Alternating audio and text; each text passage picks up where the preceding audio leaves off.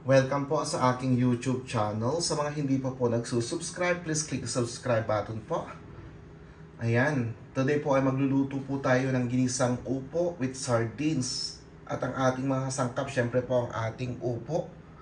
Ayan po ang ating kamatis, bawang, sibuyas at ang luya. Andyan po ang ating Lico sardines.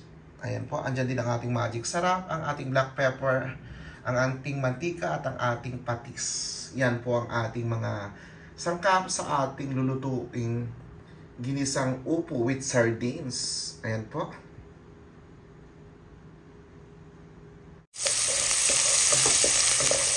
Ayan po, sinigisa ko po ang ating bawang, sibuyas at ang ating luya.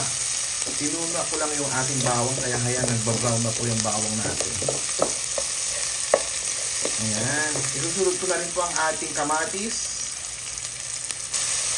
At yan na po, nailagay ko na rin po ang ating kamatis. Ayan, isusunod ko din po ang ating sardina.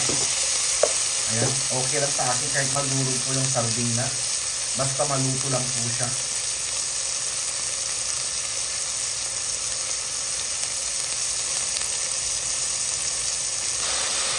Ayan na po, nilagyan ko na rin siya ng patis at magic sarap. Ayan, ilalagay ko na po ang ating sardines.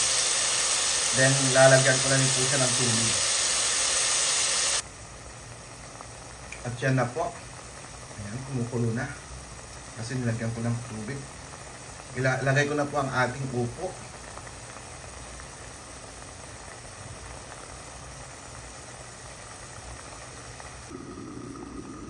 Ayan po. Ito na ang ating finished product po. Tinikman ko na po siya kung tama yung lasa. Ayan po. Make sure lang na naluto yung ating upo. Ayan.